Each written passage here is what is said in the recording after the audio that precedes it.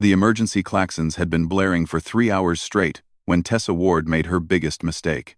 "Oh, for fuck's sake!" she shouted, slamming her fist against the jammed cargo door of the Meridian Dawn. The ship listed violently to port, debris from the asteroid field still pinging off the hull like metallic rain. From behind a stack of supply crates, 2 large, luminous eyes blinked at her. Tessa froze.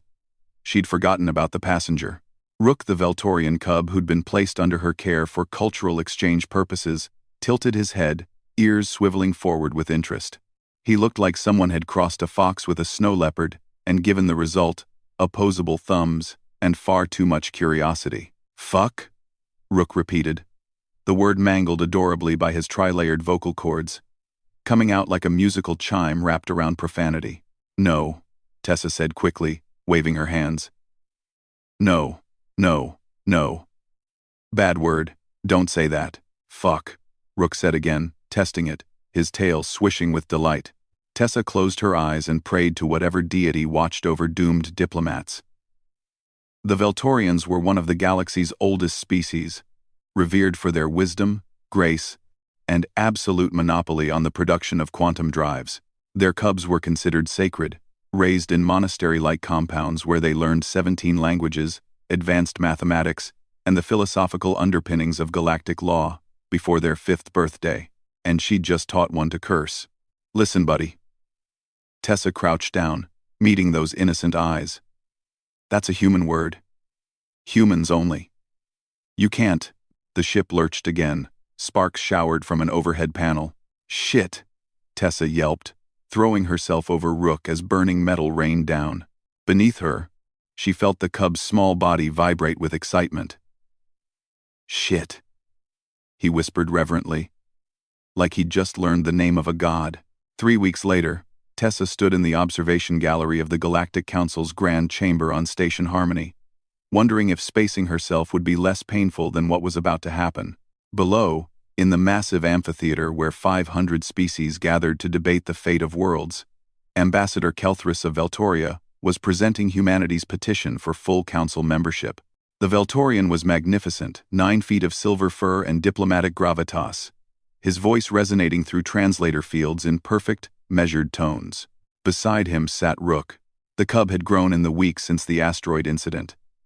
Now nearly 3 feet tall, and dressed in the traditional robes of a Veltorian observer.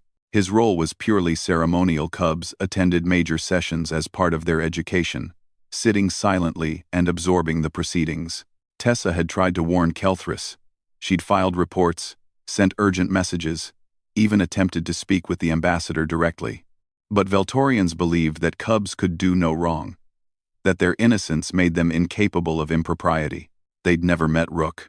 "The humans have demonstrated remarkable advancement," Kelthris was saying, his words translated into 500 languages simultaneously. "They have much to offer our council. Their technological innovation, their artistic achievements, their bullshit." Rook's voice cut across the chamber like a bell. 500 species fell silent. Tessa felt her soul leave her body. Kelthris's ear tufts flattened. "I beg your pardon?" Rook stood on his cushion, tail held high. The Tyrellian delegate said humans were primitive warmongers. "That's bullshit." He pronounced the word with perfect diction, as if presenting a dissertation. "Tessa says that word when something is not true. The historical record shows humans ended their global conflicts 47 years before achieving faster-than-light travel.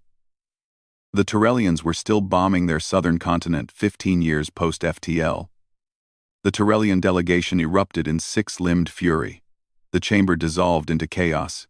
Furthermore," Rook continued, his young voice somehow cutting through the noise, "I have compiled extensive data on human behavior, and I can confidently say that calling their admission premature is complete and utter horseshit." Tessa wanted to die. She wanted the floor to open up and swallow her whole. She wanted to travel back in time and become a botanist instead of a xenocultural liaison. But then something strange happened. The Veltorian delegation wasn't angry. Kelthris's ears had perked forward, and a rumbling sound emerged from his chest laughter. The other Veltorians joined in, their musical voices filling the chamber. "The cub speaks truth," Kelthris declared, gesturing to Rook with obvious pride. Perhaps not in the language we would choose, but truth nonetheless. He has studied the humans intimately, lived among them, learned their ways. If one so young can recognize their worth and articulate it so vigorously, perhaps we should listen. He learned those words from the human. The Tyrellian delegate screeched. Yes, Kelthris said calmly. He learned many things from the humans, including, it seems, the courage to call out falsehood when he sees it, regardless of diplomatic niceties. Rook's tail swished triumphantly. Damn straight. Tessa buried her face in her hands.